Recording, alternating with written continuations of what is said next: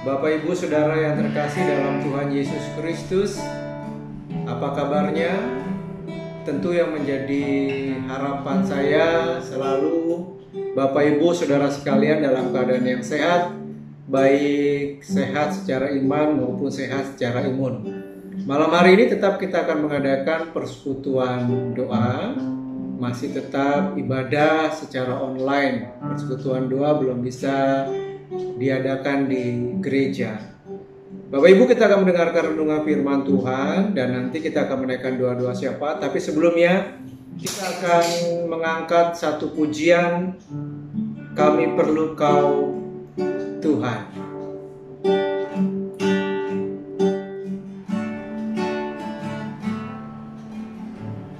Kemanakah kami mencari kasih sejati? Kemanakah kami berseru saat badai datang menderu? Yang kami tahu hanya Kau yang mampu pulihkan segala sesuatu. Kami perlukan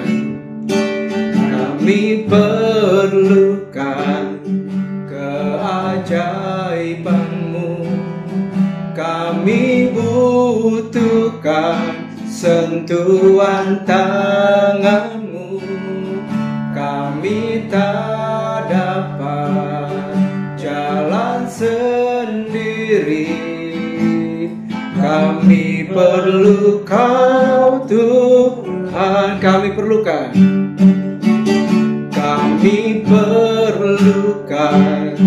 keajaiban-Mu.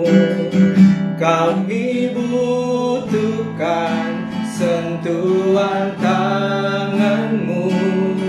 Kami tak dapat jalan sendiri. Kami perlu Kau Tuhan. Kami perlu Kau Tuhan. Kami perlu Kau Tuhan. Mari kita satukan hati, kita datang kepada Tuhan dan kita berdoa. Terima kasih Tuhan, kami bersyukur. Sebentar kami akan merenungkan kebenaran firman Tuhan. Berkati setiap umat-Mu yang akan mendengar dan hamba-Mu yang akan menyampaikan kebenaran firman Tuhan. Kami siapkan hati kami di dalam nama Tuhan Yesus. Kami telah berdoa dan mengucap syukur kepada-Mu. Amin. Bapak Ibu Saudara yang terkasih dalam Tuhan Yesus Kristus, kebenaran firman Tuhan atau renungan firman Tuhan pada malam hari ini adalah membahas tentang 3 amanat Allah bagi orang percaya. Ya. Yang pertama adalah amanat budaya. Mari kita melihat di dalam Kejadian pasal 2 ayat yang ke-15. Di situ dikatakan Tuhan Allah mengambil manusia itu dan menempatkannya dalam Taman Eden untuk mengusahakan dan memelihara taman itu. Ya. Apa yang dimaksud dengan amanat budaya? Amanat budaya adalah amanat yang diberikan Tuhan kepada setiap kita orang percaya, ya. Dan juga khususnya umumnya kepada setiap manusia untuk memelihara bumi atau untuk menjaga kelestarian lingkungan hidup. Ya. Dalam Kejadian pasal 2 ayat yang ke-15, Allah memberikan perintah kepada Adam. Ya, perintahnya jelas. Ya, Adam diperintahkan untuk mengusahakan dan memelihara Taman Eden, ya, bukan untuk merusak Taman Eden, ya, tetapi di situ dikatakan untuk mengusahakan dan memelihara Taman Eden, ya. Untuk memelihara Taman Eden itu dibutuhkan 2 hal penting. Di situ dikatakan dalam Kejadian pasal 2 ayat yang ke-5 dijelaskan, belum ada semak apapun di bumi, belum timbul tumbuh-tumbuhan apapun di padang, sebab Tuhan Allah belum menurunkan hujan ke bumi, dan belum ada orang untuk mengusahakan tanah itu. Ya. Firman Tuhan mengatakan bahwa di Taman Eden itu belum ada semak. Ya. Di Taman Eden itu belum ada tumbuh-tumbuhan, saudara. Ya. Itulah sebabnya supaya kemudian ada tumbuh-tumbuhan, maka yang diperlukan adalah dua hal penting. Yang pertama di situ dikatakan hujan. Ya. Supaya ada tumbuh-tumbuhan, saudara, maka yang diperlukan adalah air. Itu yang pertama. Dan yang kedua, supaya Taman Eden itu kemudian terpelihara dengan baik, ada tumbuh-tumbuhan di sana dan kemudian terpelihara dengan baik, bukan hanya air yang diperlukan, tetapi di situ dikatakan adalah diperlukan orang. Itulah sebabnya kemudian Allah menciptakan Adam. Ya, Allah menciptakan manusia. Tujuannya adalah salah satunya untuk menjalankan amanat budaya, untuk mengusahakan dan memelihara taman itu. Ya. Dan ini menjadi perintah bukan hanya kepada Adam, tetapi ini juga menjadi amanat Allah kepada setiap kita, khususnya orang percaya, untuk menjaga, memelihara bumi ini, untuk menjaga dan memelihara kelestarian lingkungan alam atau lingkungan hidup di sekitar kita. Bapak Ibu Saudara yang terkasih dalam Tuhan Yesus Kristus, kalau kita melihat bahwa alam yang ada di sekitar kita bukannya terpelihara dengan baik, bahkan semakin hari dikatakan semakin rusak. Ya. Adapun penyebab rusaknya alam atau ekosistem, baik flora dan fauna, ya, kalau kemudian saya melihat artikel, itu faktor utamanya itu ada dua, yaitu bencana alam. Ya, tapi kemudian faktor yang kedua adalah faktor manusia. Nah, rupa-rupanya faktor manusia ini menjadi penyebab utama rusaknya lingkungan, rusaknya alam, dan punahnya ekosistem flora dan fauna. Sebagai contoh misalnya tanah longsor, ya, disebabkan manusia yang mengambil kemudian tanaman tanpa kemudian memelihara kembali, sehingga ketika kemudian terjadi hujan besar, tanah itu kemudian menjadi longsor. Demikian juga dengan ekosistem fauna. Ya. Kenapa kemudian terjadi kepunahan misalnya salah satu jenis fauna? Ya. Itu juga disebabkan karena faktor manusia. Ya. Mengambil tetapi kemudian tidak memelihara habitat binatang tersebut, ya. Kemudian diambil besar-besaran untuk menjadi keuntungan, untuk mencari keuntungan pribadi tanpa kemudian memelihara ekosistem atau habitat binatang tersebut, ya. Nah, Bapak Ibu Saudara yang terkasih dalam Tuhan Yesus Kristus, ini adalah amanat yang pertama yang Tuhan berikan kepada Adam dan Tuhan berikan juga kepada setiap kita orang yang percaya.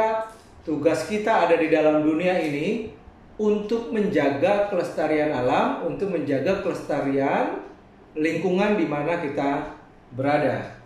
Nah, Bapak Ibu Saudara yang terkasih dalam Tuhan Yesus Kristus, amanat yang kedua itu adalah berkaitan tentang amanat kasih. Ya. Kalau kita melihat di dalam Matius pasal yang ke-22, ya, ayat yang ke-37 sampai dengan yang ke-40. Bahkan di situ dikatakan kasih itu menjadi sebuah hukum yang utama dan yang terutama. Ya. Di situ dikatakan ayat 37, Matius pasal 22 ayat 37 sampai dengan yang ke-40. Jawab Yesus kepadanya, "Kasihilah Tuhan Allahmu dengan segenap hatimu, dan dengan segenap jiwamu, dan dengan segenap akal budimu." Ya. Ini yang pertama berbicara tentang amanat kasih, yaitu kasihilah Tuhan Allahmu. Kasih ini berbicara tentang hubungan antara manusia dengan Tuhan. Ya. Tapi saudara, pada kenyataannya Alkitab mencatat tentang akhir zaman. Ya. Kasih manusia kepada Allah ini mengalami yang namanya penurunan, atau mengalami yang namanya degradasi kasih kepada Allah. Ya. Contoh Ibrani 10 ayat yang ke-22. Ya. Di situ dikatakan mengenai ibadah. Jangan jauhkan dirimu dari pertemuan-pertemuan ibadah seperti yang dibiasakan. Saudara, rupa-rupanya banyak orang di akhir zaman yang sudah membiasakan diri jauh. Membiasakan diri, menjauhkan diri dari pertemuan-pertemuan ibadah. Saudara, ya. Ini. Kemudian kalau kita melihat tentang akhir zaman, berbicara tentang kasih manusia kepada Allah mengalami degradasi dalam 2 Timotius 3. Manusia tidak peduli lagi dengan agama. Ya. Bahkan di dalam 2 Timotius 3 di situ dijelaskan ketika manusia sudah tidak memiliki hubungan kasih dengan Allah, tidak suka berdamai dikatakan, tidak tahu mengasihi anak-anak, kemudian dikatakan tidak menghormati orang tua lagi, saudara. Itulah yang terjadi kalau kemudian terjadi degradasi kasih antara manusia dengan Allah. Ya. Kemudian di situ dikatakan, kasihilah Tuhan Allahmu dengan segenap hatimu, dengan segenap jiwamu, dan dengan segenap akal budimu. Kalaupun mungkin orang masih mengasihi Tuhan, tetapi tidak dengan segenap. Orang ibadah, mungkin banyak orang Kristen datang ibadah bukan lagi dengan segenap hati, dengan segenap jiwa, dengan segenap akal budi, memang sebagai wujud kasih kepada Allah. Tetapi lebih kepada, ya wajar kalau saya orang Kristen, ya ibadah. Ibadah bukan menjadi sebuah kebutuhan, saudara. Ibadah bukan menjadi sebuah kerinduan lagi bagi, mungkin ada orang Kristen yang seperti itu. Ibadah itu hanya sebagai rutinitas, sebagai orang percaya saja, ya. Saudara, kemudian di sini dikatakan berbicara tentang kasih bukan hanya kepada Tuhan, tetapi kasih kepada sesama. Karena ayat yang ke-39 dan hukum yang kedua yang sama dengan itu ialah kasihilah sesamamu manusia seperti dirimu sendiri. Meskipun di situ dikatakan kasih kepada sesama itu menjadi hukum yang kedua, tetapi nilainya di situ dikatakan sama dengan itu. Sama dengan kasih kepada Allah nilainya. Jadi kasih kepada sesama itu nilainya sama seperti kasih kita kepada Allah.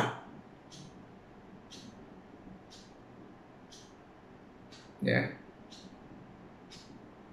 Bagaimana kita bisa mengasihi manusia yang kelihatan? Saudara, bagaimana kita bisa mengasihi Allah yang tidak kelihatan kalau kepada manusia yang kelihatan saja kita tidak bisa mengasihi?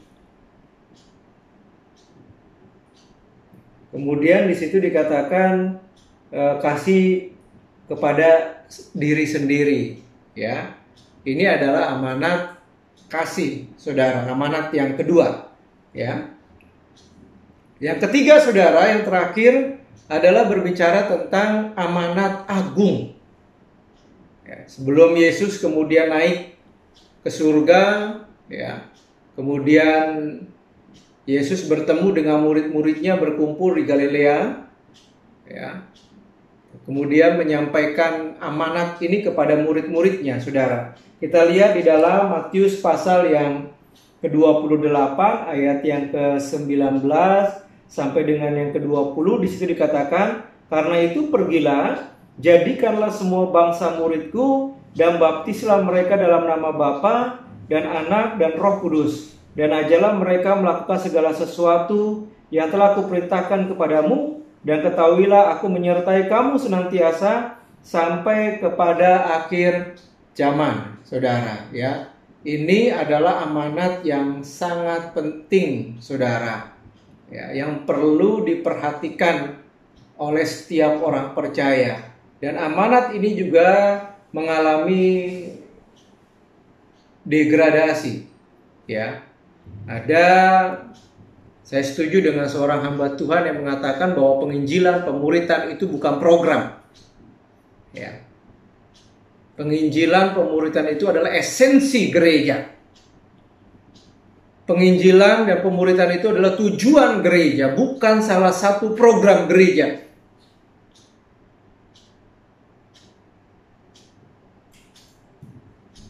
Ya.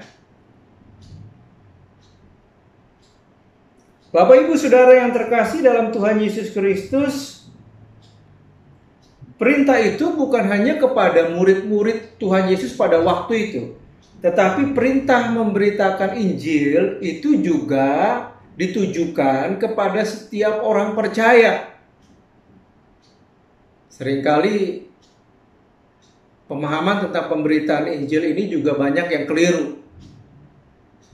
Seringkali banyak yang memahami bagian ini bahwa perintah memberitakan Injil ini hanya tugas para rasul, hanya tugas para hamba-hamba Tuhan saja, hanya tugas para pengkhotbah, hanya tugas para pendeta, para gembala sidang, saudara, para hamba-hamba Tuhan yang melayani Tuhan, sedangkan yang lain di luar itu bukan menjadi sebuah perintah yang penting yang harus kemudian dijalankan. Saudara, ya. Bapak Ibu Saudara yang terkasih dalam Tuhan Yesus Kristus, di situ dikatakan memberitakan Injil itu bukan pilihan. Memberitakan Injil itu merupakan sebuah perintah. Memuridkan itu bukan merupakan sebuah pilihan yang harus dilakukan atau tidak dilakukan, nggak menjadi masalah, saudara. Tetapi memberitakan Injil atau kemudian memuridkan itu adalah bentuknya perintah yang harus ditaati, yang harus dijalankan, yang harus dilakukan oleh setiap orang percaya. Dan itulah yang menjadi tujuan kenapa kemudian Yesus datang ke dalam dunia ini. Ya, untuk menebus dosa. Dan itulah yang harus disampaikan, saudara. Dikatakan ruang lingkupnya kepada semua bangsa. Ya, jadi keselamatan itu bukan hanya untuk orang-orang Yahudi saja, saudara, tapi kepada semua bangsa. Yesus datang ke dalam dunia ini untuk semua bangsa, untuk semua manusia. Itulah sebabnya di dalam Yohanes 3 ayat yang ke-16 jelas bahwa karena begitu besar kasih Allah akan dunia ini, maka Ia mengaruniakan anaknya yang tunggal supaya setiap orang yang percaya kepadanya tidak binasa, melainkan beroleh hidup yang kekal. Setiap orang, saudara. Di sini dikatakan setiap orang Yahudi saja, tapi setiap orang, setiap manusia yang percaya kepadanya tidak binasa, melainkan beroleh hidup yang kekal. Saudara, kalau kemudian gereja menjadikan penginjilan, pemuritan ini hanya menjadi sebuah program, maka gereja itu akan mengalami yang namanya kematian, saudara. Ya, tetapi kita kembali diingatkan, itulah esensi dari gereja, itulah esensi, ya, tujuan dari keberadaan orang percaya di dalam dunia ini untuk memuridkan, ya, memberitakan Injil. Bapak Ibu Saudara, sepanjang bulan September, ya, GKPI membuat sebuah tema berkaitan tentang amanat agung. Harapannya setiap umat Tuhan, ya, di bawah naungan Gereja Kristen Pengabar Injil memahami tentang amanat agung dan mereka menjadi murid yang menjalankan amanat agung itu dalam kehidupan mereka sehari-hari. Kesimpulannya bagi Bapak Ibu, kembali diingatkan ada 3 amanat Allah, ya, bagi setiap kita orang percaya. Amanat budaya, memelihara bumi, melestarikan bumi, alam di sekitar kita berada, amanat kasih, ya, menjadi duta kasih, ya, kasih kepada sesama, kasih kepada Tuhan, dan kasih kepada diri sendiri. Kemudian amanat agung, ya, untuk memuritan dan memberitakan Injil. Dan biarlah setiap kita yang mendengar boleh memperhatikan 3 amanat ini dan menjalankan dan melakukannya itu dalam kehidupan kita sehari-hari. Amin. Bapak Ibu Saudara yang terkasih dalam Tuhan Yesus Kristus, saya akan mengajak Bapak Ibu Saudara sekalian untuk menaikkan doa-doa syafaat pada malam hari ini, ya. Yang pertama, mari kita berdoa untuk meresponi firman Tuhan pada malam hari ini. Biarlah kita boleh menjalankan, melakukan 3 amanat penting Allah kepada setiap orang percaya, ya, menjaga lingkungan, ya, menyatakan kasih kepada sesama, lebih setia mengasihi Tuhan, dan juga memberitakan Injil, ya. Khususnya orang tua, apakah kita sudah memuridkan mereka untuk menjadi murid Kristus, atau justru dunia memuridkan mereka, ya. Yang kedua, kita berdoa untuk bangsa, negara, kota Tangerang di mana kita tinggal, ya. Kita berdoa untuk persoalan yang menjadi pergumulan atas bangsa dan negara kita mengenai COVID-19. Terus bawa pergumulan ini kepada Tuhan supaya bangsa kita terlepas dari pandemi COVID-19 ini. Kita berdoa untuk pemerintah, kita berdoa untuk presiden dan juga pemerintah untuk boleh diberikan kekuatan menjalankan roda pemerintahan dengan baik. Kita berdoa untuk tim medis, dokter, dan juga suster, perawat, ya, supaya diberikan kekuatan untuk ada di depan menjalankan tugas kemanusiaan dalam menangani COVID-19 ini. Berdoa untuk semua perlengkapan kesehatan, perlengkapan medis yang dibutuhkan semuanya boleh tercukupi. APD boleh tercukupi dengan baik. Kita berdoa supaya ada penemuan khususnya untuk antivirus berkaitan dengan COVID-19 ini. Yang kedua, kemudian kita berdoa untuk bangsa juga, ya, untuk ekonomi supaya tidak terjadi resesi karena COVID-19 ini.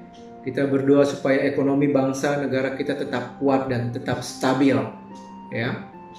Kemudian yang ketiga, kita berdoa untuk gereja Tuhan di tempat ini, khususnya GKPI Bajem Gria Permata. Doakan para hamba-hamba Tuhan yang melayani, doakan para pemimpin, ya, diaken, doakan para pengerja, ya, ada Pak Alfred, ada Dika. Kita doakan supaya kita ini bergandengan tangan, sehati sepikir, satu tujuan, melayani Tuhan dan melayani setiap umat Tuhan di tempat ini. Ya, kita berdoa untuk semua ibadah-ibadah yang ada, khususnya minggu ini, ibadah pemuda, ibadah umum, ibadah sekolah minggu, ya, yang masih belum bisa di gereja, masih secara mungkin Zoom atau online, dan juga untuk para lansia, ya, orang tua kita yang belum bisa ke gereja, supaya imannya dan juga tetap kuat, ya.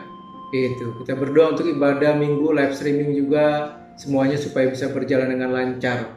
Kita berdoa serahkan setiap para pelayan-pelayan Tuhan, ya. Kita berdoa untuk setiap pergumulan jemaat Tuhan, ya. Mungkin ada yang bergumul tentang ekonomi, percaya Tuhan pelihara, ya, Tuhan akan cukupi. Dan kita berdoa mungkin ada yang bergumul sakit penyakit, kita percaya bahwa kuasa Tuhan begitu besar dan Tuhan akan menjamah memberikan kesembuhan, kekuatan, kesehatan kepada mereka, ya. Dan juga pergumulan rumah tangga, pergumulan yang lain, mencari pekerjaan, pergumulan usaha di tengah-tengah COVID-19 ini yang gak mudah. Supaya Tuhan tetap pelihara dan ada berkat yang boleh didapat setiap hari untuk mencukupi kebutuhan hidup sehari-hari, ya.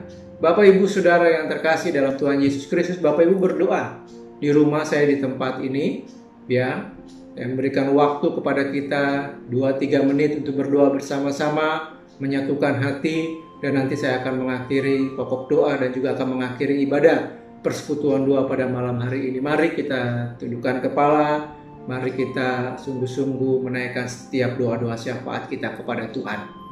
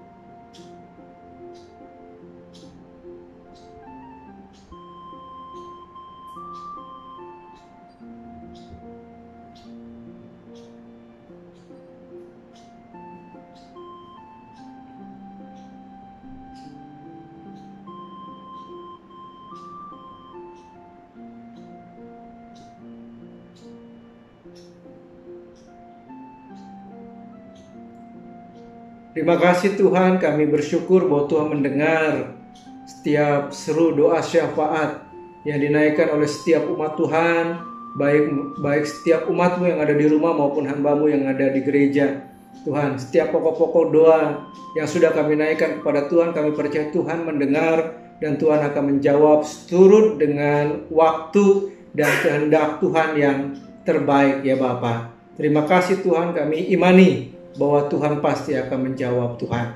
Terima kasih, kami bersyukur Tuhan sudah pimpin jalannya persekutuan doa pada malam hari ini dari awal, pertengahan hingga akhir. Dan sebentar kami akan akhiri Tuhan persekutuan doa kami. Kami bersyukur berkati setiap umat-Mu yang sudah mengikuti ibadah dan hamba-Mu juga Tuhan yang sudah memimpin jalannya ibadah pada kesempatan malam hari ini. Kami akhiri di dalam nama Tuhan Yesus Kristus. Kami telah berdoa dan mengucap syukur kepadamu. Amin. Bapak Ibu Saudara yang terkasih dalam Tuhan Yesus Kristus, terima kasih sudah mengikuti ibadah persekutuan doa. Tetap saya katakan jangan takut, ya, jangan khawatir tentang apapun juga. Allah Immanuel akan terus menjaga dan memelihara kehidupan kita. Selamat malam. Shalom. Tuhan Yesus memberkati kita semua. Amin.